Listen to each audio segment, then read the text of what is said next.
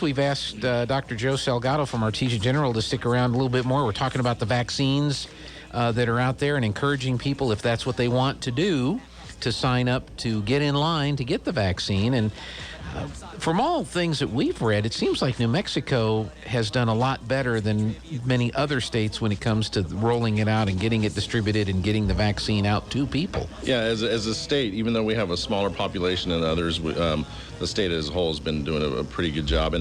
And for what it's worth, the vaccination program in the state is pretty good. And so that's kind of one of the reasons that kind of Pfizer included New Mexico in one of the states that they were kind of doing studies on to kind of see how this, rollout, turns out. So it'll be interesting to see how the data turns out. I know that, there's always little glitches in when you move forward with big, mass vaccinations or anything that includes a lot of individuals. And so it'll be interesting to see. So when you get the vaccine and you get, I know with both the Moderna and the Pfizer, it's a two-step. You get the first and the second.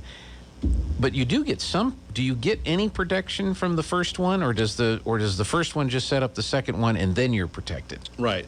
So typically after the first vaccine, you're going to get, a certain amount of coverage, per se.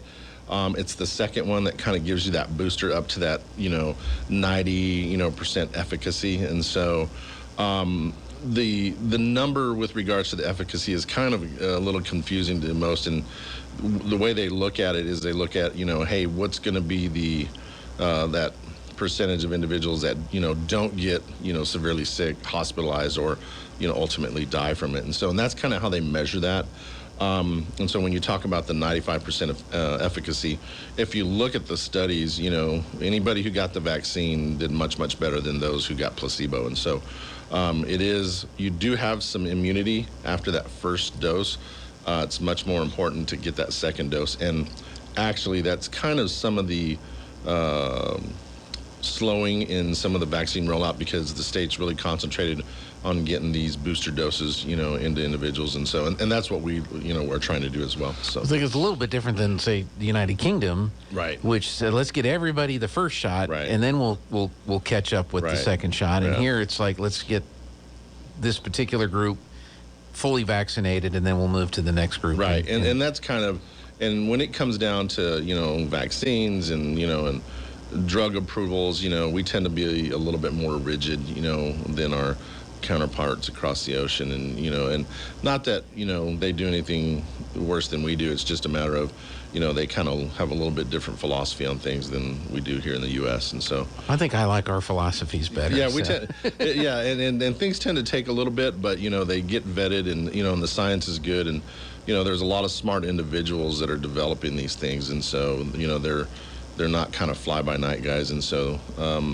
if you look at some of the bios and these individuals, they've been doing a lot of research, on viruses, for years and years and years. And so now, are you still, once you're vaccinated and you become, say you get exposed to the virus, are you still capable of passing it on to somebody else, even though you're vaccinated from it? What is some of the data show on that? Well, I think, the jury's still out. I think if you read some of the data, they'll tell you that, hey, there's a chance that you can transmit the virus, even though you've been vaccinated, you might be asymptomatic. The other one is, how long is the immunity going to last? We don't know. And so, and probably the other big one is, the variants that, they've been talking about and how those are going to play out over the next few months. Some of the stuff that you read, they'll kind of tell you if you start to see individuals that are getting hospitalized that got vaccinated, then we have an issue, and so, but I think what they're trying to do is they're really trying to roll out this immunization schedule to get everybody vaccinated that they can, because it allows less time for, variants to kind of pop up. And so now we haven't heard much about the flu. Right. Even though we're in flu season. We're in flu season. Is the flu out there, or how has all of this, the fact that we're wearing masks and washing hands and social distancing, has that had just as much an impact on the flu season as anything else? Well, what's kind of interesting is probably a few months ago, I think probably about the time when we were hitting our fall, winter season, which would have been, probably October, November, some data came out from, South America and, the Southern Hemisphere about flu, and basically nobody was having any cases, which was kind of interesting. And matter of fact, I was talking with Dr. Avalos about this yesterday in the ER, that, even though, this would be usually a peak season for us, for flu, because usually we're kind of a late flu season here. It's, January, February, March. I don't even think we've had a case this year. And even some of the people that we've been testing recently have been negative. And so it's been kind of interesting. And usually what you'll do is you'll hear a case or two kind of pop out of Santa Fe or Albuquerque first. That'll get documented. And I think if I'm not mistaken, they've maybe had one or just a couple of flu deaths, across the country. So kind of interesting, But the vaccine doesn't have anything to do with the flu. So it's got to be the cleanliness and the social distancing. You kind of wonder if it had to do with, how much play the flu vaccine had. It has to do with the social distancing. Kids aren't in school, that kind of thing. And so it's very interesting. It's almost eerie. And so even though in the office we're seeing individuals that, are coming in with cold and cough, symptoms, interestingly enough, we're testing and there's been no flu. And there's been a pretty dramatic drop in the amount of people testing positive for, COVID. So that's interesting. We had one of our folks was concerned because they thought they might have been exposed, and some of it is psychosomatic. You come across somebody you think might have had it, or whatever, and then you start worrying. Oh, now I've been exposed and all that. So then it starts working on your brain. So they went and had the COVID test, and they had the flu. And I said, when was having the flu ever the good news? Yeah, right. I know, exactly, right. Well, and it's kind of funny, if you talk to the ER physicians here, at the hospital, they'll tell you, man, it's so nice to see normal, ER stuff, and so, but like I said, the cases have dropped dramatically. You've seen it by the daily cases in the county. I can't think of the last time we had, an admission, to the hospital. It's probably been several days. And so, so it's been good. It's been good because everybody kind of, we've been a year into it already. And so it's been a tough year. Well, and you and I were talking about this before we went on the air. For those people making that choice about whether or not to get the vaccine or not, people that have had the COVID that recover, many people have had ongoing, continuing health issues after, fighting off the effects of the COVID virus. What are some of the things that you've seen that people are still deal with for weeks and months after their recovery from COVID? The primary issue is continued problems from a breathing standpoint, still pulmonary issues, shortness of breath, cough, fatigue seems to be a big one. One of the more detrimental ones is to see some of the vascular effects, and so there's certain individuals that have a predisposition to kind of forming clots when they get this, and so and that's why it's really important if somebody gets diagnosed and they're hospitalized, they really place them on some form of an anticoagulant, in some form or another. But some of the late effects of it, where, hey, folks are discharged, coming back, a few days later with either a pulmonary embolus, with a clot to the lung, or some, form of a stroke. And so it's been interesting, and there's also some cardiac, implications with it as well. So, some discussion has been that once you've had COVID, you're in essence immune, or at least that's the claim, that you're immune for a little while. Right. If you've had COVID, should you still get the vaccine? Absolutely. And so what we're recommending is even, and let me kind of, this is a little bit of a plug for the vaccine, but even if you've gotten COVID, there was a little bit of a talk initially where it said, hey, wait 90 days and then get your vaccine. Well, I think most of that's based on the fact that they were kind of making some assumptions that, you're going to have a few months of immunity, and it would allow other individuals, that needed the vaccine to go ahead and get that. And, you could be one of the late comers if you had COVID before. But at this point, we're encouraging anybody who had COVID, definitely get the vaccine. If you're within that, 90-day window, getting close to it, hey, sign up, and we'll get you taken care of. If you have a cold or you have some other kind of, you're not feeling 100%, should you get the vaccine, or do you need to kind of wait until you're in pretty good health otherwise before you get the vaccine? Yeah, we've had some individuals that had some mild issues going on, and we've gone ahead and vaccinated. Of course, if you've got a high fever, we're going to kind of wait and try to delineate what's going on. The big one is just really just getting vaccinated, and the only caveat is if you've had some immunizations within like a couple of weeks, just make sure that they know. And we like to see at least a 2-week difference between the vaccines. So if you got a tetanus, at least give it 2 weeks, then get your COVID. And that's one of the questions that they ask when you come in. Hey, if you've been vaccinated in the last several days, then they tend to kind of hold off, and it's somewhat of a. And I think the reason is because you just don't know who's going to react to what, when, and why, and so. Yeah. And with some of the sensitivity with this, since the vaccine itself is just a sensitive subject, so. Yeah, no, it definitely is. Is there anybody that should not get the vaccine? The only people that they're encouraging not to get the vaccine is if you've had a true history of a true allergic anaphylactic reaction, to a vaccine, and then To a vaccine. To a vaccine. Okay, so somebody that's allergic to, say, penicillin. Right. No, we move forward, keep going. Yeah. So. But if you've had an allergic reaction to another, like vaccine, right. Like you're getting ready to go on an overseas trip and you got a vaccine and had a bad reaction, get the yellow fever or whatever. Right. Yeah. But in that case, talk to your medical professional and go through that. Yeah, and they'll guide you. But really, the only reason not to get it is if you just have had a true, like anaphylactic, had to go to the hospital and get epinephrine or adrenaline, as a result of the vaccine. But if you're diabetic, if you have any of these other typical health issues that affect a lot of folks, that those aren't shouldn't be a concern. Yep, yeah. no. Well, that's great. Is there anything else about the vaccines that you'd like to share? Let me just kind of give you some quick numbers, just so the folks on the radio are kind of aware. So just last week, with some of the amping up of the vaccine, we gave close to a little over 2,100 vaccines last week, okay?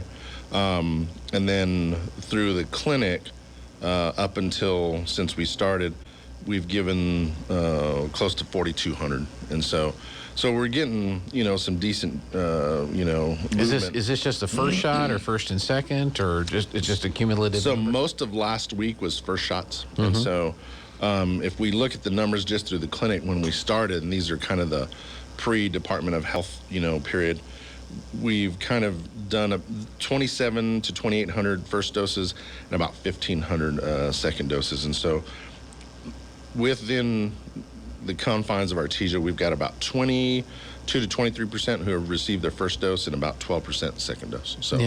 So we need to do better, and because then, everybody can go to the restaurants and, open up and all that good stuff. We missed it by that much. We did. And a lot of people were speculating it may have had to do with that 100-case drop. But that was dropped the day that they released the map. And from what I've read, they're claiming that wasn't a negative factor as far as that's concerned. But one of the unfortunate things is it's kind of slowed. And so some of the testing has slowed, and so it's not like there's anybody doing any kind of mischief. It's just we're just not testing enough to see what true numbers are. So and you need a bigger volume, and it just goes back to kind of statistics and science that you get a bigger population and test a bigger population, then in the more negative you have, the better it is for you. So now Isaiah, who is in his 20s. He says, I volunteered to get vaccinated on air. So if you want to, if we want to figure out a way to do that, All right. he's volunteering. We'll take him up on it. We'll see what we can do to help him out. Then stay in the good graces of the state. Well, it is, and I understand that people have concerns and all that, but I think it is at this point it remains to be a personal choice. Right. Absolutely. And there's so many people, especially in the medical profession like yourself, you see the data, you see what reactions, if any, people are having and things like that. You're on board, recommend, absolutely. Get the vaccine. 115% behind it. And so, and if you look at, these numbers here and kind of knock on wood, we've done, kind of over 6,500 doses, and we've had just kind of general, symptoms from it. Nobody's had, luckily any reactions to it, that have been kind of unwanted. Now, that doesn't mean that, hey, the day after, they didn't have anything, or, they get on and they call you and say, hey, Dr. Salgado's, full of it because I felt horrible the next day. That can happen. Well, I've talked to people that have had, that know people that have had a little, felt a little uncomfortable for a day or so. Yeah, I have a friend of mine in Hobbs that I called him and I asked him if he got it, and he's about 51, 52, and he says, yes, and I about died, and I'm never going to do that again. But so I applauded him for doing it, and he wasn't too amused. So. Well, even just yesterday, 0 new cases in Chaves County, 0 in Lincoln County, and then we had 5 in Eddy County, and they were all from the 88220 zip code. So those darn Carlsbad people were the ones that had it. And is it too early to know if the drop in the number of new cases is in part impacted by the fact that people are getting vaccinated, or is it just a natural course of things that happen with viruses when they spread through the society? I think it's a combination. It's a combination of, one, you've kind of had a little time for the vaccine. Number 2, we're in a smaller population. Number 3, those of us who had COVID, now have some sense of immunity, and so it's a combination. And our hope is that this is starting to show a little bit of a taper. The numbers are looking good across the country. I know that they're cautiously optimistic that things are going to head in the right direction if we kind of keep going. I know they get worried about events like spring break and and other big gatherings, but so far so good. I mean, it's still the case count is still above what it was a year ago, but it's trending downward much, better than it was. They're a lot happier with it the way that it is. And it's too early to tell, because one of the things that people are going to look at some point once we get a little further along, they're going to look at states that shut down versus states that didn't shut down. They're going to look at states that had mask mandates versus states that didn't have mask mandates. I mean, there's a lot of data they're going to look at. And the thing you're going to look at the end of it is where, after 8, 9, 10, 12, 15 months of this, where are the data points? Yeah.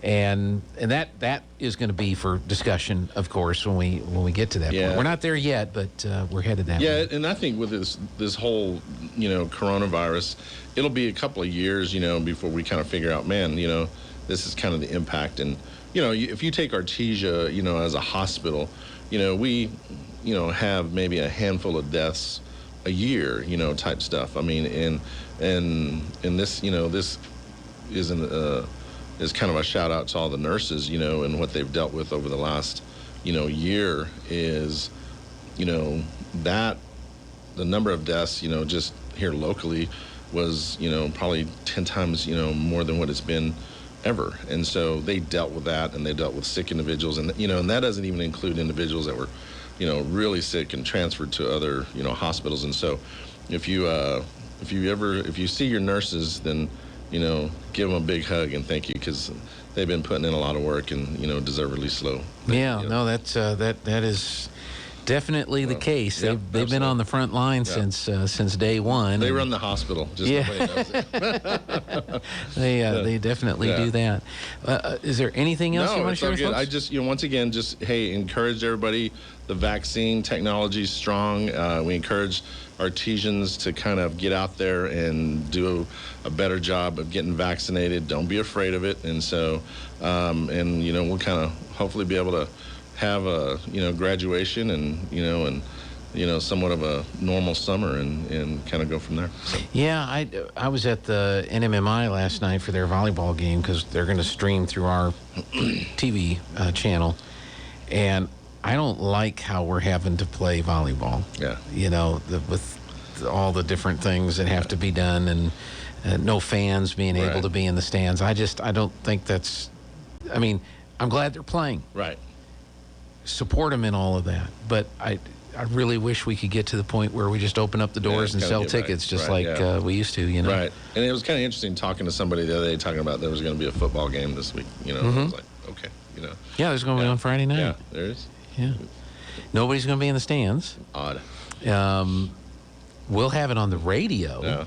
Yeah. You may have to pay to watch it, but it's all different. I had somebody text me on our crew last night. So, all right, what's the deal now? And I don't know. And if I tell you now, it'll change. I'm going to tell you tomorrow it's different. So that's kind of where we've been all year. I mean, but you just kind of stay tuned. And so, but we're actually looking to, even though we were seeing individuals across the street, in our clinic. The volume is such that our hope is that we can start opening up the doors and getting guys in, because like I said, there's a lot of individuals that are still out there that have kind of regular medical issues going on that just aren't coming in because they're just concerned about it. But the numbers are good. I mean, we've had minimal cases, in the community, minimal cases at the hospital. So it's been nice, and hopefully that trend will continue. Dr. Joe Salgado, thank you so much for your time. Anytime you come by and we'll talk about something. Hey, always. All right, thanks a lot. Let's take a break, and I think our chamber folks are here, so we'll do chamber chat. That's next.